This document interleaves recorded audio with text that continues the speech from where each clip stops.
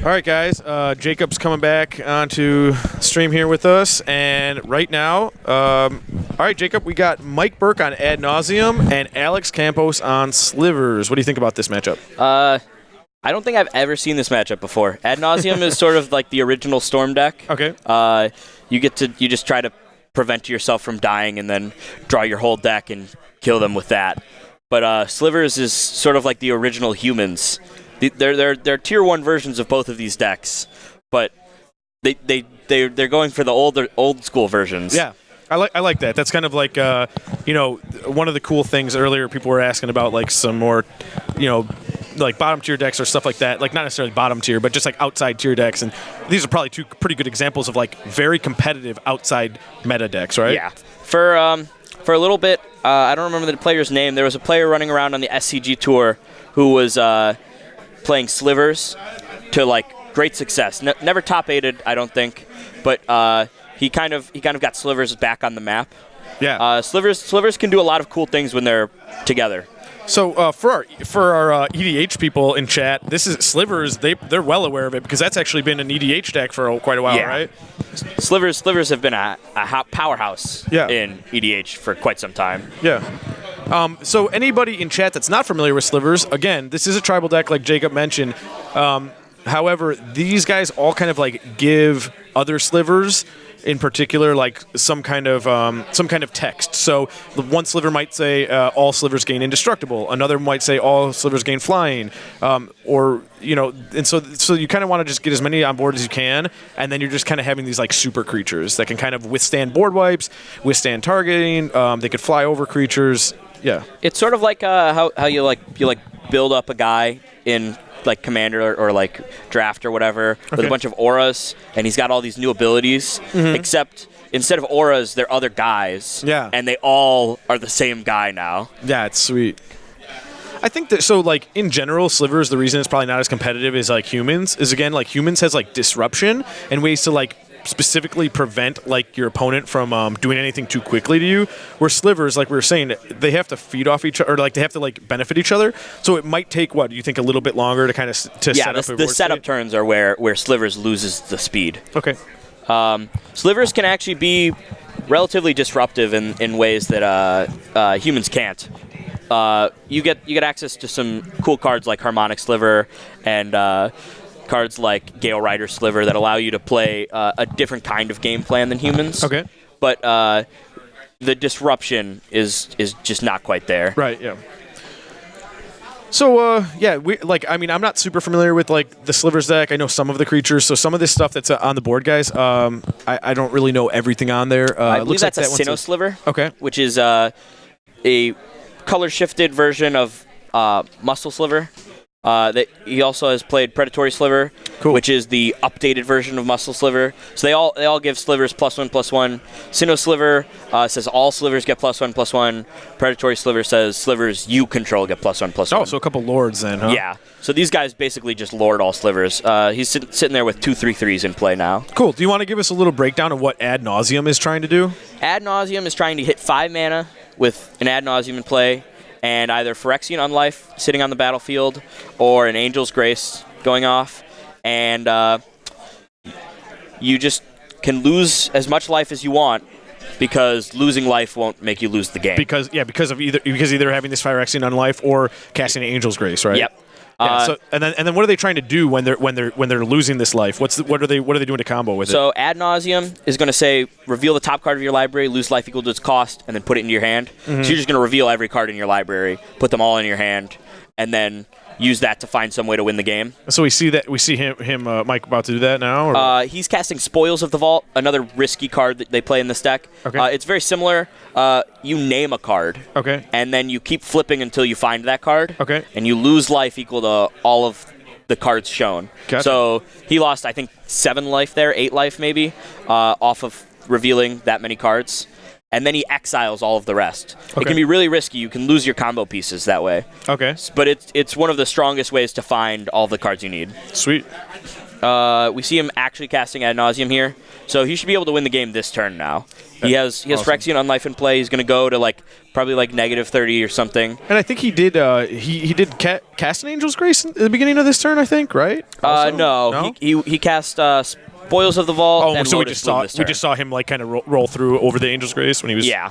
Okay. Yeah, nice to have. By the way, Jacob here, just killing it tonight on the stream here with his knowledge of some of these decks. Really nice to have him here tonight. The kill here is going to be find 3 copies of Simian Spirit Guide. Okay. And Lightning Storm. Okay. Lightning Storm is a weird spell from Cold Snap that says 1 red. While this is on the stack, you can discard a land card to put a counter on the spell, Okay. and then it deals 3 damage plus X, where X is the number of counters. Okay. Now, is this how do you feel about the fact that he's basically showing his opponent his entire deck? Is that going to affect him at all in game 2? You think? I don't think it should. Or actually, you know what? We are in game 2. I'm sorry about that. Go ahead. But theoretically, if we were in game 1, in game 1, it's kind of annoying to show your opponent your entire deck. Mm-hmm. But ad nauseum is kind of a known quantity. It for the majority of experienced Modern players, they know what this deck is trying to do. Sure. They may not know every single card in your list, but they do know the general idea of what you're going for. So you showing them everything is not going to be like the game-ending, oh no, they figured that out. So is he just going off right here? Yeah, he is just going off right now. Does the opponent ever get past priority to interrupt all this drawing? So ad nauseum is actually just resolving the spell. Okay. Actually, so you can't get priority during a spell.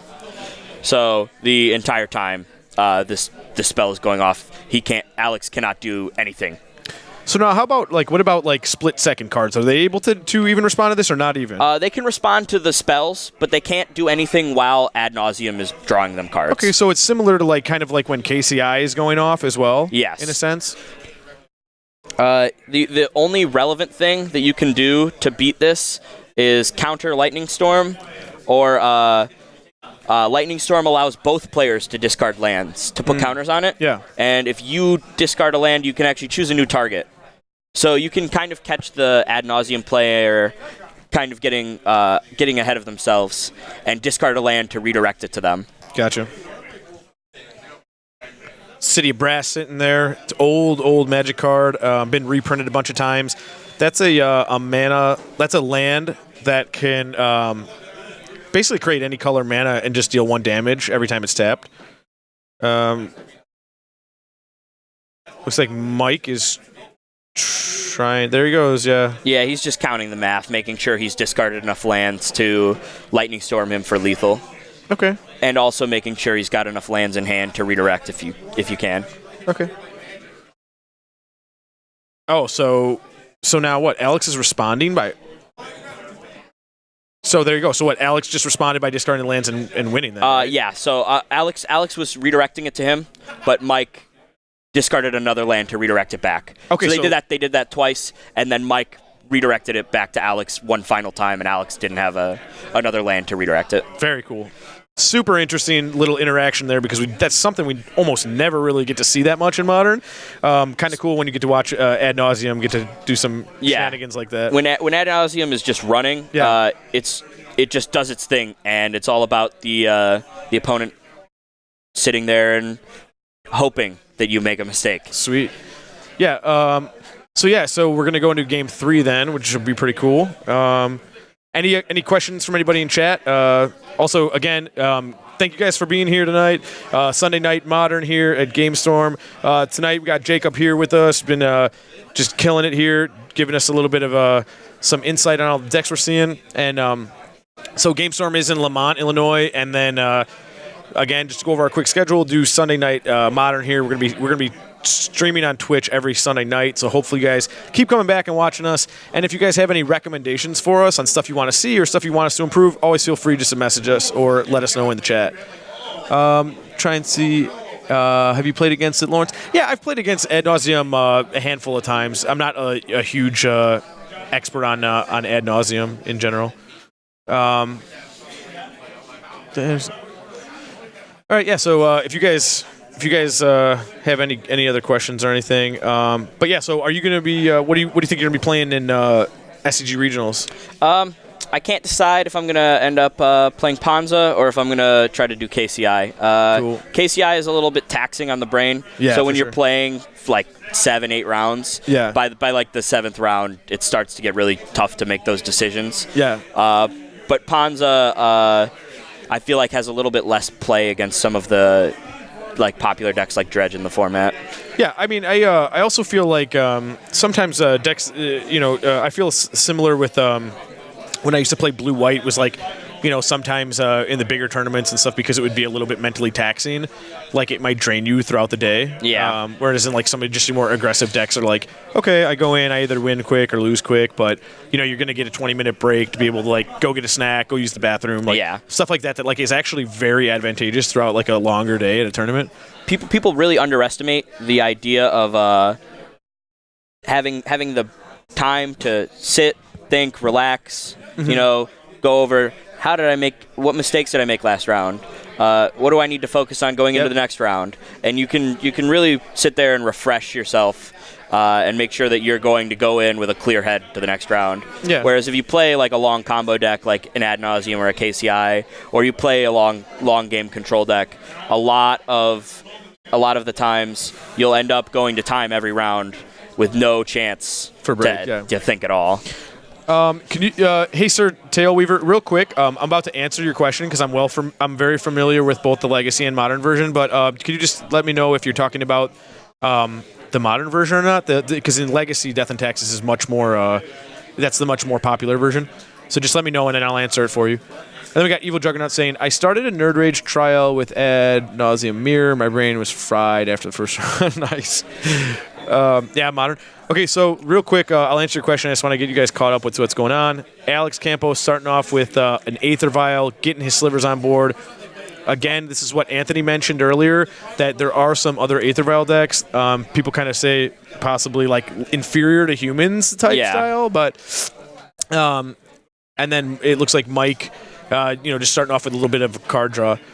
Alex should be able to dump his hand pretty efficiently here, because Mana Weft Sliver makes all his slivers tap for mana, and Aether Vial will let him play his 2 drops for free. Okay. Yeah, so Mike's going to be wanting to look to either try and combo off quick. He doesn't really have too many ways to deal with the board state, does he? Is he got... I believe he's playing Bantu's Last Reckoning out of the sideboard as his, single answer. Sweet. And yeah, Bantu's Last Reckoning is going to be able to destroy all the creatures, but then he's going to have to take a turn off, right? Because he's going to be tapping out all his lands, and they won't untap for his next turn, No, they right? will not. The other cards that are relevant in this matchup, Phyrexian Unlife, it actually does work. Okay. Because it says once you hit 0, creatures your opponents control gain infect. You can't lose by having 0 life. Okay. So suddenly your opponents have to do 30 damage to you instead of 20. Yes. So cool. it sort of gains you an extra 10 life. Yeah, it's going to give him probably like an extra turn or two to be able to find his answer. Yeah. Oh, or maybe combo off. Yep. Okay, so real quick, while I can try and speed tell you, Sir Tailweaver, what the Death and Taxes deck is that Anthony was playing, it's kind of similar to its Legacy counterpart. However, it's an Aether Vial deck that gets out cards that will restrict your opponent from being able to have resources. It's going to get out.